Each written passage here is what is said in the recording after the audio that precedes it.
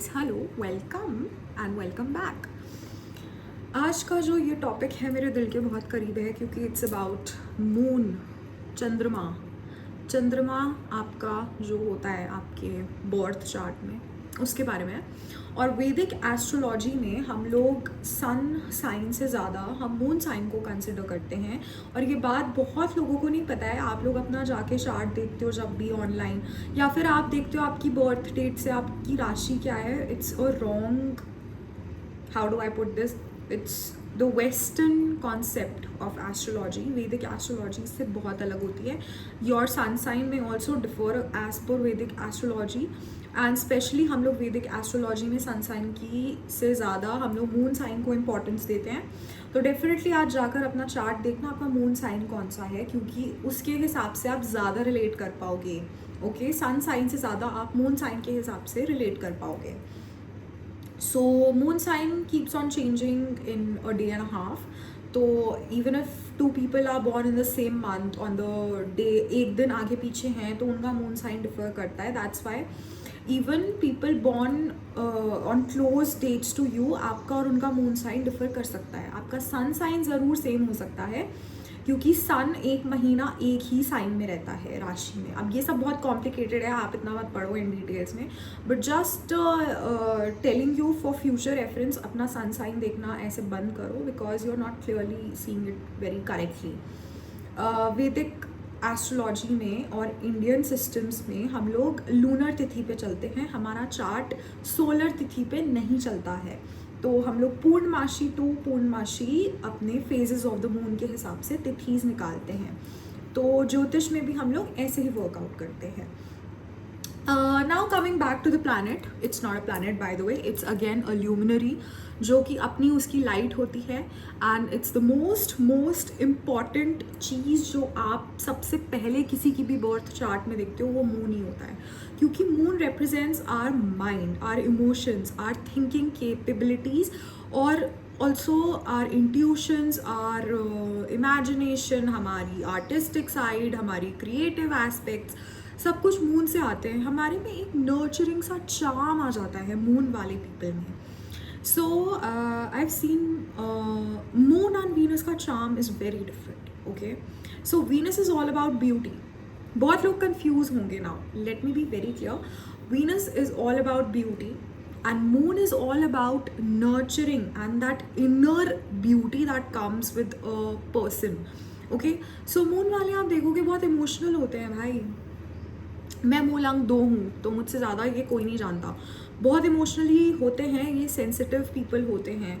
तो इनको आप कुछ भी बोल रहे हो, इनको आप कुछ भी लाइक कर रहे हो इनके लिए, ये they take it to the heart, like because they are very unconditional and they believe in unconditionality, so they take it to the heart and then they perform anything. So पहली बात तो they can't perform because moon वाले they are too moody and emotional, तो ये बिल्कुल pretend नहीं कर पाते। इनके facial expressions बता देते हैं अगर कुछ problem होती है तो that's how it works. Also बहुत ही how do I say, बहुत ही creative and imaginative. I've seen moon people like they have written lyrics, मतलब composers, music composers मैंने बहुत देखे हैं इस placement के साथ। स्पेशली मून इन पाइसीज या मून इन कैंसर वाले लोग, they write artistic poems and songs and all of that. Moon in Scorpio is debilitated but it's a little gangster vibe आती है उसमें। लेकिन मून जब भी वाटर साइंस में होता है ना, cancer, Scorpio, Pisces, it gives immense level of intuition and immense level of deep depth to your personality. तो आप देखना कभी भी moon and Pisces, Scorpio, cancer के साथ आप रहोगे, जाओगे, आपको एक हीलिंग सी एनर्जी फील होगी वहाँ पे। It's totally a water element. Empathy बहुत होती है मून वाले लोगों में, एम्पथी बहुत होती है। Like they can feel what you are saying, how, where are you coming from, आपके रीजंस क्या हैं, आपके परेशान होने के रीजंस क्या हैं। तो these people are a lot of empathetic towards other people, and जिसकी वजह से कभी कभी they suffer also because a lot of empathy can create an imbalance in their lives, क्योंकि कभी कभी उनको ऐसे लोग भी मिलते हैं जो कि उनका यूज़ कर सकते हैं because of their empathetic nature and their giving nature, so they can be used and they can be emotionally manipulated, but धीरे धीरे with time as in when you mature I think वो चीज़ें भी धीरे धीरे हो जाती हैं ठीक. ओके, सो या moon is your mama, your mother. So any जब भी एक human being, newborn baby, when they come into this world, तो पहला इंसान उसके अराउंड होता है उसकी मम्मी, ठीक है, उसकी मॉम. एंड हम किस मम्मी के पास जाने वाले ना, अब ये चीज़ हम पहले से डिसाइड करके आ रहे हैं. Okay, this may sound hocus focus but it's not, believe me. हम पहले से हमारी सोल डिसाइड करके आती है कि हम कौन सी फैमिली में पैदा होंगे, हमारी मम्मी कौन होंगी, because we have to take our lessons from there. Soul कभी भी बायस नहीं करती कि ये फैमिली अच्छी है बुरी है. सोल इज़ जस्ट लाइक मेरे को यहाँ लेसन लेना है तो मैं यहाँ जाऊँगी. एज अ ह्यूमन बीइंग जब हम यहाँ आते हैं फिर हमारा माइंड वर्क करने लग जाता है, and then we make assumptions, blame games कि ऐसा है वैसा है. बट सोल तो अपना लेसन लेने आई है, वो तो करके ही जाएगी. जो यहाँ से उसको सीखना है वो जब तक उसको मिलेगा नहीं उसको शांति नहीं पड़ेगी. And lesson is spiritual evolution for most of us, but हमको पता नहीं है क्योंकि हम मटेरियल रेल्म में रहते हैं, तो हमें बहुत लोगों को नहीं होता आइडिया उस चीज़ का, specially if you are a material person. So yeah, so moon is a very underestimated piece, I would just say. Like so yeah I was on the mother part ना. So एक mummy वाली सारी qualities इन moon वाले people में होती हैं. If you are a मूलांक two you can also relate from there. तो इनमें सारी मम्मी वाली क्वालिटीज़ होती हैं. लाइक कि आपको पोक करेंगे, आपको नर्चर करेंगे, केयर करेंगे आपकी. अच्छा खाना खा लिया है, ये कर लिया है, ऐसे नहीं ऐसे करो. थोड़ा सा वो चीज़ आ जाती है बिकॉज इमोशनली बहुत ज़्यादा ये कनेक्ट हो जाते हैं लोगों के साथ easily. So that's why people also enjoy being in their presence, though they are moody. इनका मूड बहुत जल्दी चेंज होता है because hormones, all about hormones ही है भाई बॉडी में, मूड सब, ठीक है. तो इसलिए मून हमेशा मूड को भी रूल करता है क्योंकि मून हमारे हॉर्मोन्स को भी रूल कर रहा है. तो या इनका मूड भी बहुत जल्दी ऊपर नीचे होता है. कभी गुस्सा होंगे, कभी अच्छे हो जाएंगे, बहुत लविंग ओवर केयरिंग भी हो जाएंगे. बट इन जनरल इनकी पर्सनालिटी, मून वाले डोमिनेंट पीपल की personality is very charming all in all. Okay, and they have a very maternal सा charm. Like they will be like very nurturing and very very caring towards you. तो हाँ, अच्छा एक और चीज़ मैं discuss करना चाह रही थी. Moon also represents feminine beauty. Like Venus, moon also represents काफ़ी फेमिनिन प्लैनेट है, तो फीमेल वाली कैरेक्टरिस्टिक्स ही रिप्रेजेंट करती हैं.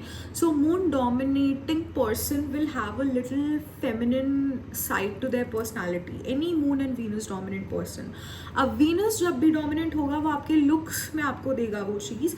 मून जब भी डोमिनेंट होगा फेमिनिन एस्पेक्ट से तो वो आपकी और पर्सनैलिटी को ऐसे कर देगा like you are a mother giver, empress. So yeah वो आपको बहुत ही मम्मी टाइप पर्सनालिटी दे देगा. एंड मम्मी सबको पसंद है, किसको नहीं पसंद अपनी मम्मी, भाई बताओ मुझे. उनसे आए हैं, उन्होंने खाना खिलाया है तब जाके इतने बड़े हुए हो, नर्चर उन्होंने किया है ना.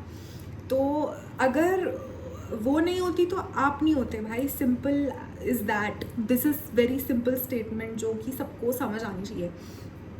तो अगर औरत की, मतलब औरत का क्या बोलते हैं, फेमिनिज्म नहीं बोल रही हूँ, बट या लाइक आई जेन्युइनली फील कि अगर कोई बहुत ही स्ट्रॉन्ग पर्सन है इस दुनिया में तो वो एक मदर है.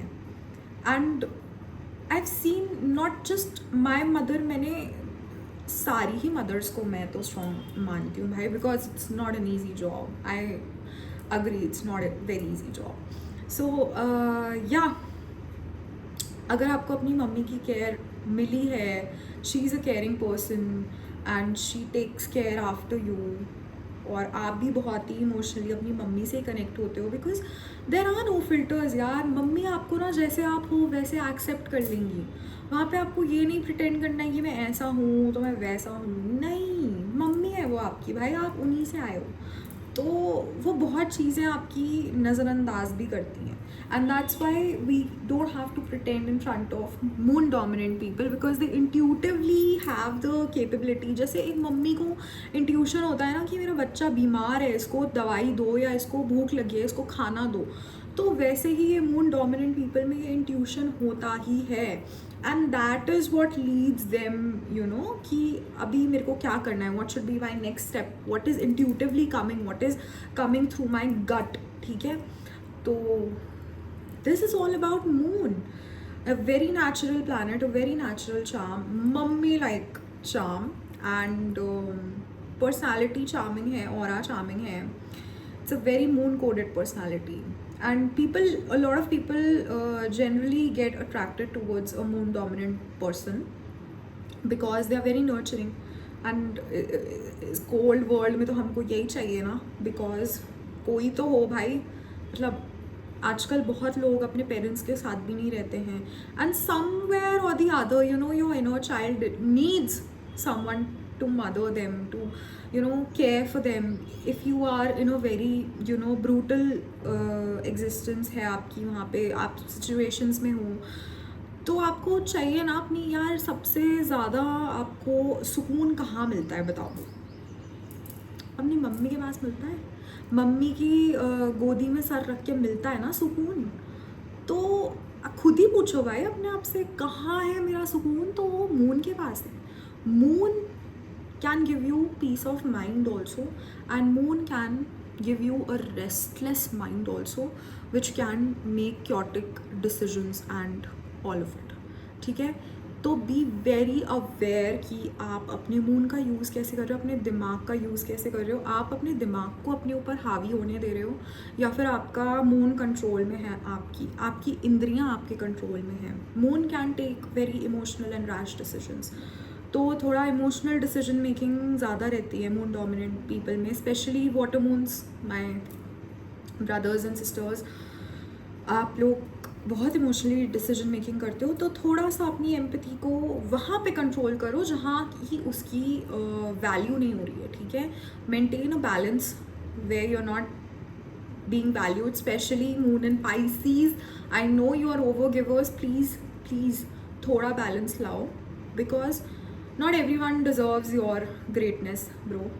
You cannot be good with everyone, and people will try to emotionally manipulate you because आप हो इमोशनल. ये आपकी गलती नहीं है, समाज ही ऐसा है भाई. So just keep a little bit of reality check में मून वाले लोगों को रहना चाहिए, because they take emotional decisions and then it can be like थोड़ा प्रॉब्लम हो जाती है वहाँ पे.